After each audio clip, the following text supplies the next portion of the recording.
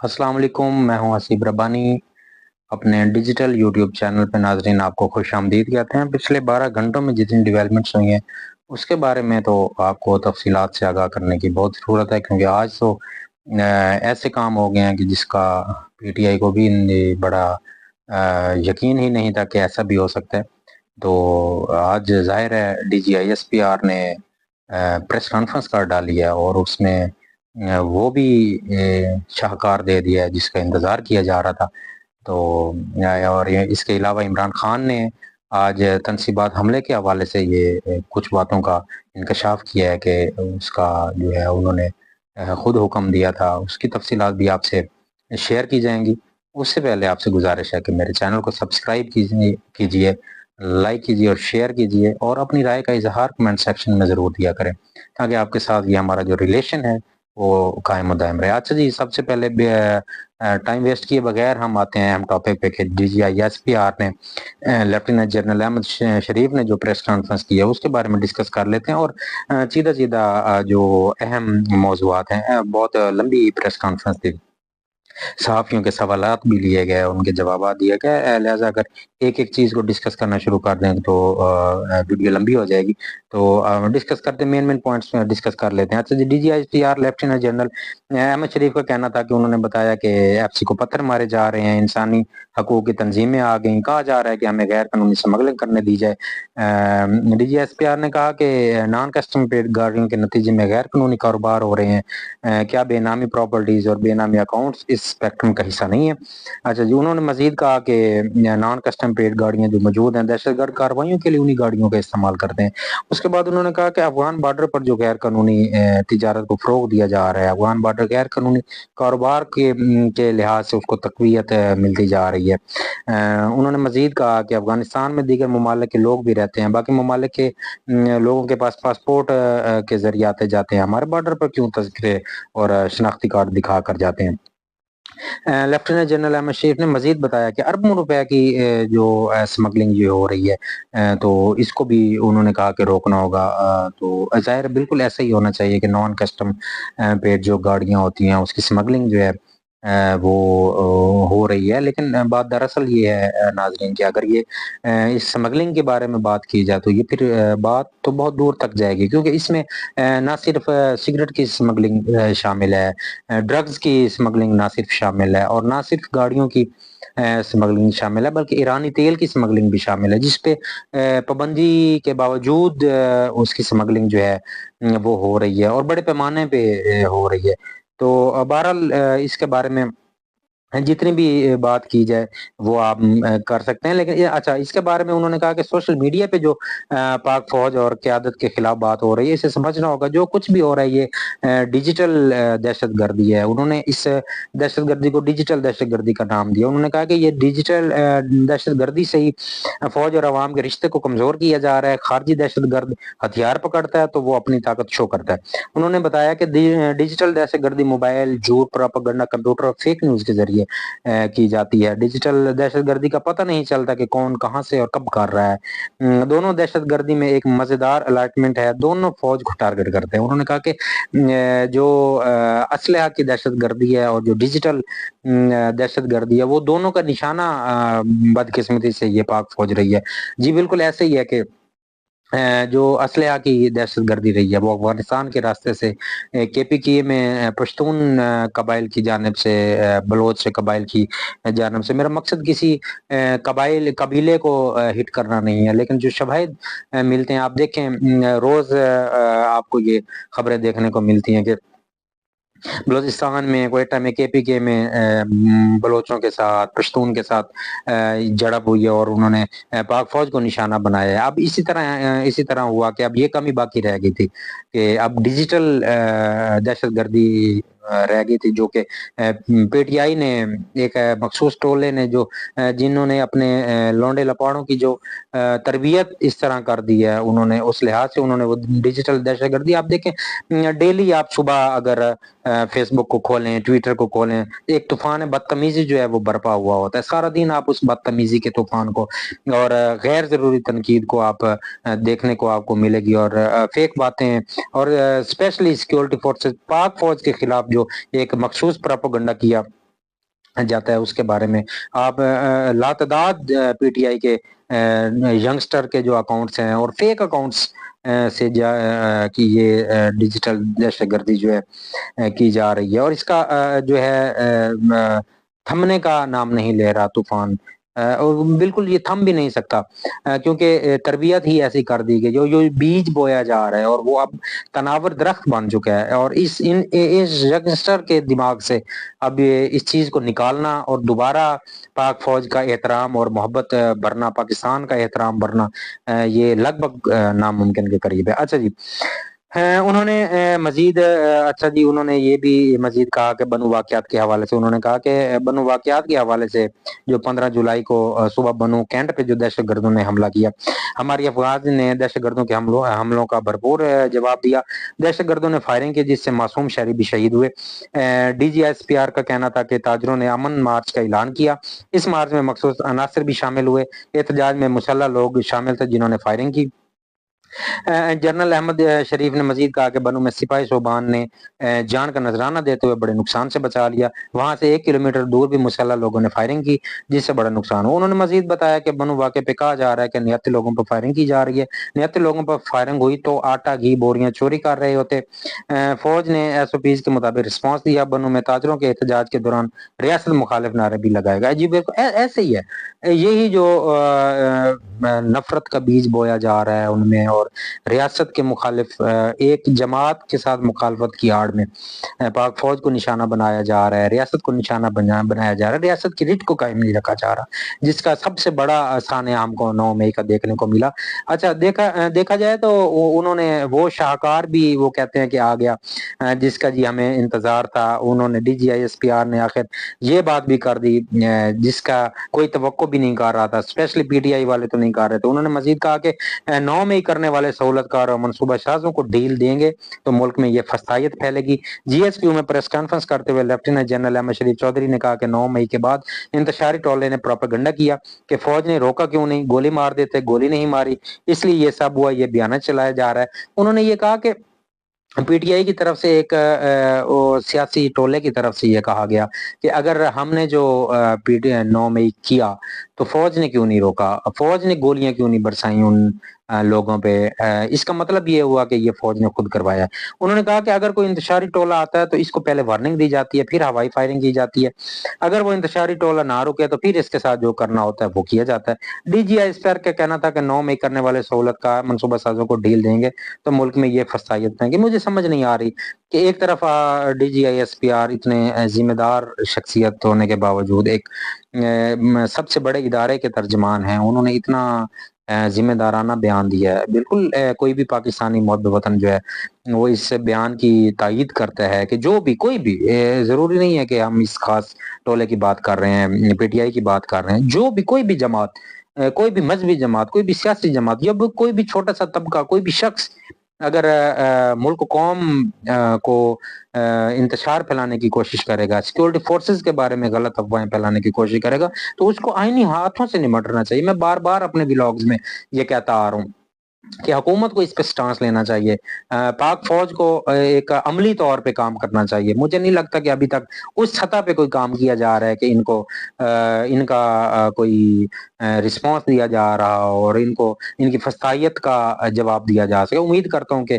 پاک فوج اور حکومت اس چیز کو ضرور دیکھے گی۔ اچھا جی، اس کے بعد جو آج پی ٹی آئی کے ایک پبلک سیکریٹریٹ پہ جو حملہ ہوا ہے اس کے بارے میں بات کر لیتے ہیں کہ قانون نافذ کرنے والے اداروں نے پی ٹی آئی سیکریٹریٹ پہ شواہد کی بنیاد پہ چھاپا مارا ہے، اور پی ٹی آئی ڈیجیٹل میڈیا مرکز انٹرنیشنل ڈس انفارمیشن کا ہب بنا ہوا تھا جہاں پہ فیک رپورٹنگ کی جا رہی تھی اور پروپیگنڈے کیے جا رہے تھے، فیک اکاؤنٹس کے ذریعے سیکورٹی فورسز کو نشانہ بنایا جا رہا تھا، وہاں سے کافی لیپ ٹاپ اور کاغذی سامان اور اس طرح کے ڈیجیٹل اکوپمنٹس جو ہیں وہ انہوں نے جو ہے اپنی تحویل میں لی ہیں۔ پی ٹی آئی کے ڈیجیٹل میڈیا مرکز سے لوگوں کو بھڑکایا جا رہا تھا، پروپیگنڈا کیا جا رہا تھا۔ قانون نافذ کرنے والے اداروں نے پروپیگنڈا کرنے والے ملوث لوگوں کو وہاں سے گرفتار کیا ہے، جو کہ وہاں ایک ٹیم کی شکل میں موجود تھے۔ اچھا جی، بیرسٹر گوہر کہا جا رہا تھا کہ بیرسٹر گوہر کو گرفتار کیا جا رہا ہے اور کیا گیا ہے، اور رؤف حسن کو جو سیکرٹری جنرل ہے ان کو بھی گرفتار کیا گیا ہے۔ تو رؤف حسن کی تو ویڈیوز بھی آپ سوشل میڈیا پہ دیکھ سکتے ہیں، لیکن کچھ دیر کے بعد اسلام آباد پولیس نے جو ہے یہ خبر دی کہ بیرسٹر گوہر کی گرفتاری کی جو خبریں ہیں وہ درست نہیں ہیں، اور ایسا ہی ہے کہ تھوڑی دیر کے بعد عمر ایوب کے ساتھ چیئرمین بیرسٹر گوہر نے پریس کانفرنس کی۔ اچھا جی، red P T I international social media activist کی جانب سے دی گئی معلومات پر کی گئی۔ اچھا، وہ انہوں نے کہا کہ یہ انٹرنیشنل سوشل میڈیا ایکٹیوسٹ ہی کون سا لفظ ہے؟ یہ میرے زندگی لائف میں یہ پہلا لفظ میں نے سنا ہے کہ بندہ تحصیل سوشل میڈیا ایکٹیوسٹ ہوتا ہے، ڈسٹرکٹ ایکٹیوسٹ ہوتا ہے، چلیں آپ نیشنل لیول کا جو ہے مرکزی ایکٹیوسٹ کہہ سکتے ہیں، انٹرنیشنل لیول کا جو ہے سوشل میڈیا ایکٹیوسٹ، یہ پہلی دفعہ عہدہ سنا ہے۔ کیا بات ہے، مجھے تو سمجھ نہیں آ رہی کہ اس طرح کے بھی عہدے ہوتے ہیں۔ اچھا جی، اس پہ حسن ریاض اہیر ہیں پی ٹی آئی کے، انہوں نے اس پہ ٹویٹ کرتے ہوئے کہا کہ ہمارے 41 میں سے 38 ایم این ایز کے حلف نامے الیکشن کمیشن میں جمع ہو گئے تھے، باقی 3 ایم این ایز کے اور پنجاب اسمبلی کے ایم پی ایز کے حلف نامے اور ہمارے کمپیوٹر اور انٹرا پارٹی الیکشن کے ڈاکومنٹس جو ہیں وہ پولیس اپنے ساتھ لے گئی ہے۔ پبلک سیکریٹریٹ جو تھا چھاپا مارا ہے، اور ہمارے 10 لوگوں کو بھی غائب کر دیا گیا، وہ کہاں ہیں، کس جرم میں قید ہیں یا نہیں ہمیں نہیں معلوم، موبائل فون بھی بند ہیں۔ اس پہ بیرسٹر گوہر نے یہ ریمارکس دیے ہیں۔ تو حیرت کی بات نہیں ہے کہ جب پچھلے دنوں آپ کے جو ہیں میڈیا کوارڈینیٹر احمد جنجوعہ کو انسداد دہشت گردی عدالت میں جو پکڑا گیا، تو انہوں نے کہا کہ اس میں تو دھماکہ خیز مواد برآمد کیا گیا، ایف آئی آر میں اس چیز کا ذکر کیا گیا ہے۔ آج 7 روز کے لیے جج نے ان کا ریمانڈ بھی دے دیا گیا ہے۔ تو میرے خیال میں یہ بہت ایک اپنے آپ میں یہ ایک بڑی بھیانک خبر ہے، بھیانک نیوز ہے، اور یہ پاکستان کے لیے یہ کوئی اچھی چیز نہیں ہے کہ ایک سیاسی جماعت کے لیے جو ہے ان کے پاس سے اگر یہ دھماکہ خیز مواد برآمد ہوا ہے تو یہ کوئی اچھی سائن نہیں ہے پاکستان کے لیے۔ اور میرا خیال ہے، میں جس طرح پہلے کہتا آ رہا ہوں کہ پی ٹی آئی کو اپنی روش کو بدلنا ہوگا اور اپنی طرز سیاست کو بدلنا ہوگا، اور جمہوری اقدار کو اپنانا ہوگا، جو کہ ابھی تک ان میں جمہوری اقدار نہیں ہے۔ ویسے چیئرمین سابقہ جو ہیں عمران خان، وہ آج بھی وہ راگ لاپتے ہیں کہ مجھے محنت کرتے ہوئے، میری اپنی قوم کو سٹینڈ کرتے ہوئے مجھے 25 سے 30 سال کا عرصہ لگ گیا ہے، لیکن کیا آپ نے یہ ٹیم تیار کی ہے کہ ایک طوفان بدتمیزی برپا کر دیتے ہیں، صبح اٹھتے ہیں اور اپنے کاموں سے نکل کر، اپنے کاموں کو چھوڑ کر، اپنے گھر بار کو چھوڑ کر میڈیا، سوشل میڈیا استعمال کر رہے ہوتے ہیں اور جھوٹے پروپیگنڈے کر رہے ہوتے ہیں، اور سیکورٹی فورسز اور افواج کو نشانہ بنا رہے ہوتے ہیں، اور عوام کے درمیان غیر یقینی کی صورتحال بنا رہے ہوتے ہیں، جس سے ابھی تک میرا نہیں خیال کہ کوئی خاطر خواہ ان کو نتائج ملے ہوں، جس سے یقیناً پی ٹی آئی کو نقصان ہی نقصان ہوا ہے، کوئی فائدہ نہیں ہوا۔ اچھا جی، ایک اہم خبر جو جس کے بارے میں ڈسکس کرنا ضروری ہے کہ آج بانیت پاکستان تحریک انصاف عمران خان نے جی ایس کیو کے سامنے احتجاج کی کال دینے کا اعتراف کر لیا۔ اڈیالہ جیل میں انہوں نے صحافیوں سے غیر رسمی گفتگو کرتے ہوئے کہا کہ عمران خان کا کہنا تھا کہ 14 مارچ کو میرے گھر زمان پارک پر پولیس اور رینجرز نے حملہ کیا، میرے وکلاء نے یقین دہانی دی تھی کہ ہم شامل تفتیش بھی ہوں گے اور گرفتاری بھی دیں گے۔ عمران خان کا کہنا تھا کہ 18 مارچ کو جوڈیشل کمپلیکس پر بھی پھر پولیس نے مجھ پر دھاوا بولا، جوڈیشل کمپلیکس کے اندر و باہر شیلنگ کی گئی۔ اس کے بعد انہوں نے کہا کہ مجھے اندازہ تھا کہ مجھے گرفتار کر لیا جائے گا، اپنی گرفتاری سے قبل جی ایس کیو کے سامنے پرامن احتجاج کی کال دی تھی۔ عمران خان کا کہنا تھا کہ ٹیکنوکریٹ سیٹ اپ لانے سے بہتر ہے مارشل لا لگا دیں، ویسے بھی غیر اعلانیہ مارشل لا لگا ہوا ہے۔ اچھا، مجھے سمجھ نہیں آتی کہ وہ اعتراف کر رہے ہیں آج اڈیالہ جیل میں صحافیوں کے سامنے کہ وہ جی ایس کیو کے سامنے میں نے کال کی، کال کا کہا کہ وہ اپنے تمام نوجوان احتجاج کے لیے وہاں آئیں اور تنصیبات کے سامنے احتجاج کریں۔ آپ سمپل سی مثال ہے ناظرین، آپ یہ سمجھیں کہ اگر کوئی شخص آپ کے گھر کے سامنے احتجاج کر رہا ہو اور اس میں سے 8-10 بندے آپ کے گھر کے اندر داخل ہو جائیں، وہ توڑ پھوڑ کر لیں، تو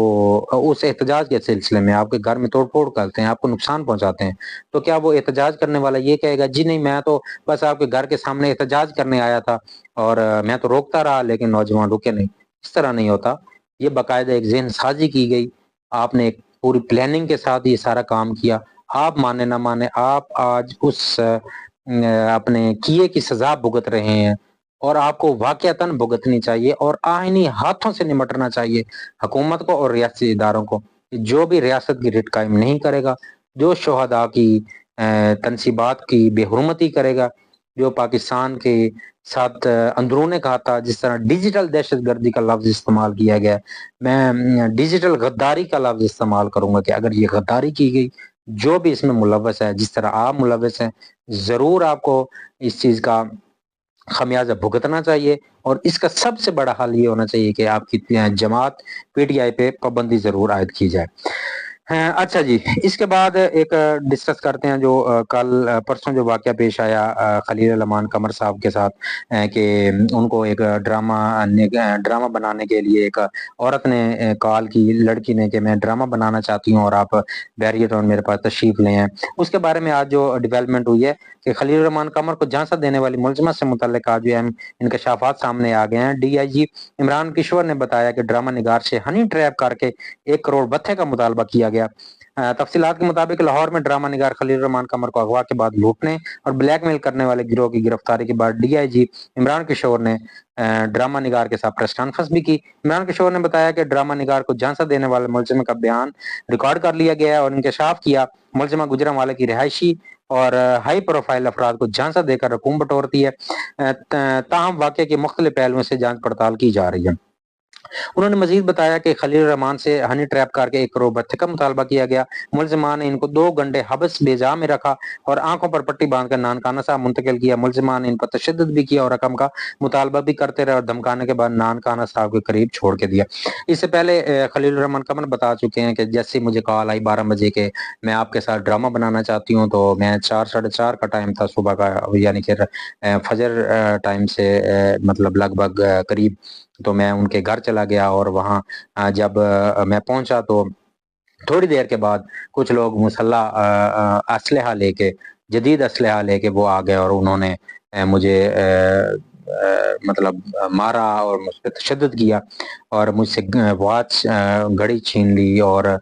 مجھ سے کریڈٹ کارڈ لے لیا جس میں 2,67,000 روپے تھے، اور جا کے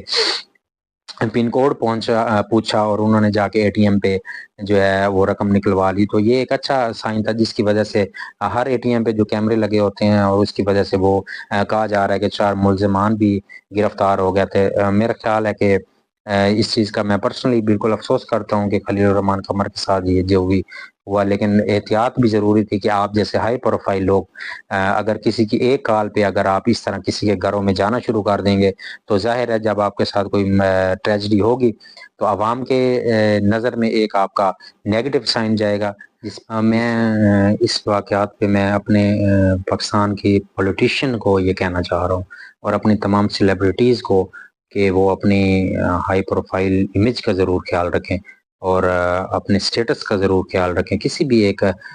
کسی ان نون کال پہ یا کسی کے بلانے پہ اس طرح کسی کے گھر چلے جانا بنا تصدیق کے، کیونکہ آپ کی سیکیورٹی سب سے پہلے فرسٹ پریورٹی ہے. میں یہ سمجھتا ہوں کہ اگر آپ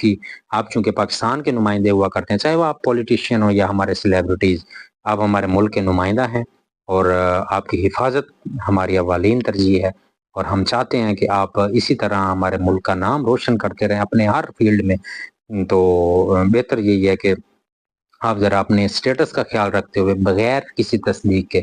کسی کی طرف کسی دعوت میں نہ جائیں اور اپنے سٹیٹس کا ضرور خیال رکھیں، کیونکہ آپ کی سیکیورٹی سب سے پہلے ہے، باقی سب بعد میں ہے. اللہ تعالیٰ آپ سب کو اپنے حفظ و امان میں رکھے اور پاکستان کی خاطر جتنی بھی آپ قربانیاں جس فیلڈ میں دے رہے ہیں یا جو شخص قربانیاں اپنے جس فیلڈ میں دے رہا ہے اس قربانیوں کو قبول فرمائے اور آپ سب کی اللہ تعالیٰ آپ سب کا حامی و ناصر ہو اور یہ ہمارا ملک دن دگنی رات چگنی ترقی کرتا رہے. اللہ تعالیٰ ہماری سیکیورٹی فورسز کی حفاظت فرمائے اور ہمیں شہداء کا احترام کرنے کی توفیق عطا فرمائے. اگلے ولاگ تک کے لیے اجازت دیجیے. اللہ حافظ.